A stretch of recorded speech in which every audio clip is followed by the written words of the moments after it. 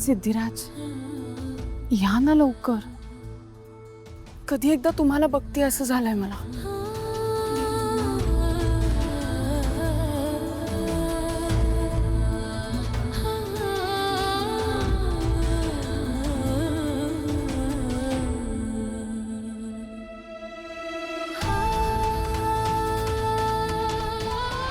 आजपासून आता या क्षणापासून तुझं आणि माझं नातं संपलं.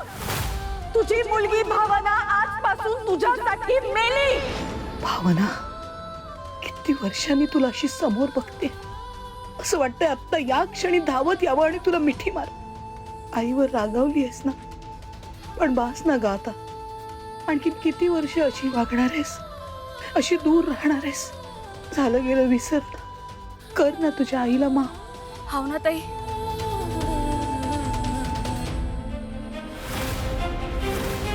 जानू, या बाईंना घेऊन इथे का आलीस तू?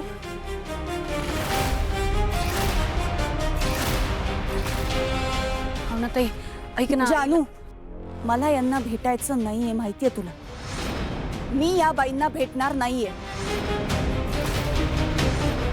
ताई प्लीज एकदा. जी गोष्ट शक्य नाहीये ना, त्याची अपेक्षा करणं सोडून दे. आणि मुळात ज्यांच्यामुळे माझे सिद्धिराजा जेलमध्ये गेली 7 वर्ष शिक्षा भोगतायत, ज्यांच्यामुळे आम्हाला वनवास भोगायला लागला, त्यांना इथे यायचं काय कारण आहे? की तेवढं करून मन नाही भरलं म्हणून आमच्या चेहऱ्यावरचं दुःख आणि डोळ्यातलं पाणी बघून असुरी आनंद घ्यायचाय?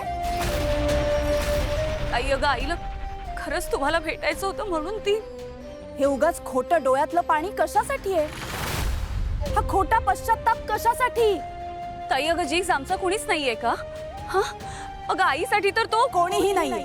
सिद्धिराज विषयी यांच्या मनात जराही प्रेम असतं, जराही आदर असता, जराही विश्वास असता ना, तर 7 वर्षांपूर्वी त्यांच्या विरोधात साक्षाच दिली नसती त्यांनी.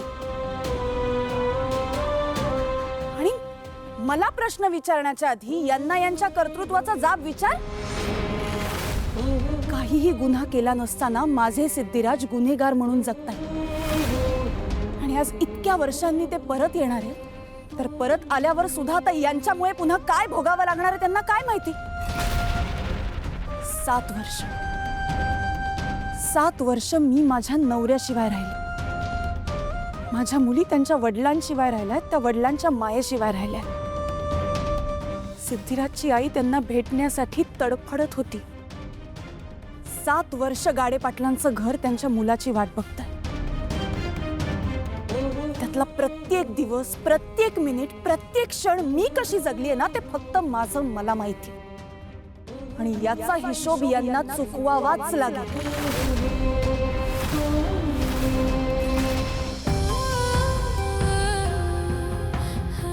आई, आई अगं बस कर. अजून किती बोलणार आहेस तू तिला? ऑलरेडी खूप हर्ट झाली आहे ग ती. नको बोलूस तिच्याशी असं. वाईट वाटते तिला खूप या सगळ्यामुळे. जानू, प्लीज काही बोलू नकोस. गेली 7 वर्ष भावनाताईने जे भोगले ना, ते आपण प्रयत्न करूनही नाही समजू शकत. त्यांना बोलू दे जे बोलायचे. हो विश्वा, बरोबर आहे तुझं. नाही, माझंच चुकलं. मला असं वाटलं होतं की इतक्या वर्षांनी पुन्हा एकमेकांच्या समोर आल्यानंतर सगळं पूर्वीसारखं होईल, पण नाही, इतकं सोपं नाही येते. भावना ताई, माझं चुकलं. I am really very sorry. मला आजच्या दिवशी तुला हर्ट करायचं नव्हतं. खरंच सॉरी.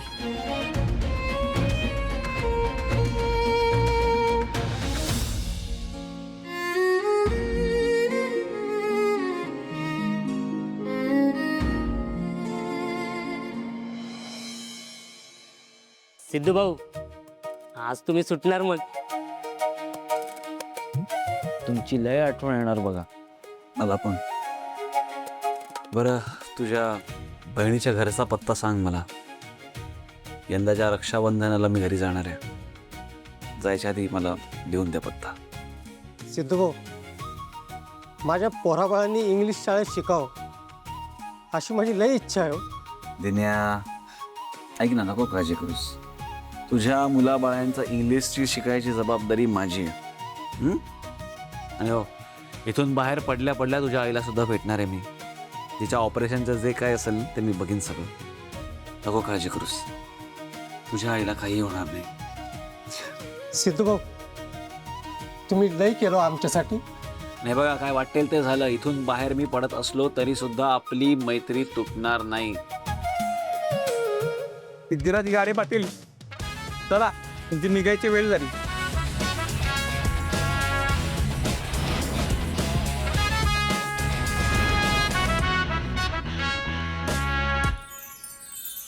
वेंकी दादा, ही माळ एकदा चेक कर. खूप दिवस झाले लावली नाही आपण.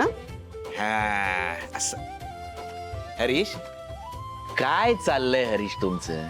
सकाळपासून एक काम सांगितलंय, एक लाईट लावली आहेत फक्त तुम्ही. तुमच्यावर आहे ना जबाबदारीच द्यायला नको. हे सगळं काम त्या इव्हेंटवाल्यांना दिलं असतं ना, बरं झालं असतं. नाही नाही नाही, बरोबर आहे, अगदी बरोबर आहे दादा. इव्हेंट वाल्यांना दिलं असतं, त्यांनी उत्तम केलं असतं. पण आपल्या लाडक्या बहिणीसाठी करताना त्यात फिलिंग्स असतात ना, त्या कुठे आल्या असत्या. Correct correct correct. हे घे. आणि हा, जानूसाठी हे सरप्राईज आहे, लक्षात आहे ना तुझ्या? सरप्राईज. मग अरे काय तुमची अजून तयारी झाली नाहीये? कुठपर्यंत आली तयारी? येतोय मी यांच्याकडून सगळं. बर हे बाई, तयारी म्हणजे कसं असणार आहे? हा बोर्ड आपण इथे लावू. हे सोफे आहेत ना, हे सोफे सगळे बाजूला काढून ठेवू आणि इकडे सगळ्या गाद्या पसरवू आपण. इथे जानू बसेल, इथे तुम्ही बाकीचे सगळे बसाल आणि इथेच मेहंदीचा कार्यक्रम होईल. आणि हो, तुम्ही आज जे काय आहे ना ते इथेच बसायचं, सगळा कार्यक्रम एन्जॉय करायचा. जेवण वगैरे काही टेन्शन घ्यायचं नाही. जेवणाची पण ऑर्डर दिली आहे, मी कॅटररशी बोललोय, त्यामुळे तुम्ही फक्त एन्जॉय करायचं. संतोष, एक सांगू का रे, तुला हे असं जानूच्या लग्नासाठी धावपळ करताना बघून खूप छान वाटतंय बघ. अगं आई, असं काय करतेस? आपल्या बहिणीसाठी आपण स्वतःहून काहीतरी केलं तर त्यामध्ये इमोशन असतं ना.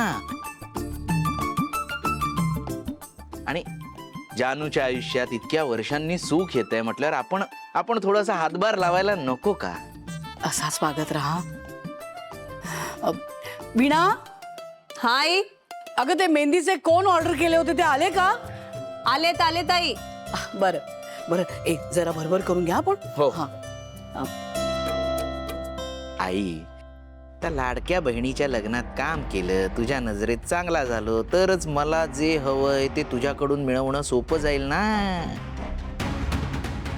खरं तर हे असं गोड गोड वागणं मला अजिबात जमत नाहीये, पण कधी कधी स्वतःचा स्वार्थ साधण्यासाठी अशा खोट्या गोष्टी कराव्या लागतात. काय करताय तुम्ही? अजून एकच म्हणा लावताय? अरे केवढं काम बाकी आहे. आईने काय सांगितलं ऐकलंस ना? पटापट हात चालवा, भरपूर काम आहेत. फुलांचं डेकोरेशन पण करायचंय. याला पण सांग. ए संतोष दादा, तू ना मोठा असण्याचा जास्तच गैरफायदा घेतोय. हा, सगळं काम आम्हीच करतोय, तू पण काही कर. हे घे, हे उघडून दे. ए, सकाळपासून एक काम दिलंय, एका कामाची जबाबदारी आहे, ते पण मीच करू? मला भरपूर काम आहेत. त्या रिटर्न गिफ्टचं पण बघायचंय. हे घे, कर.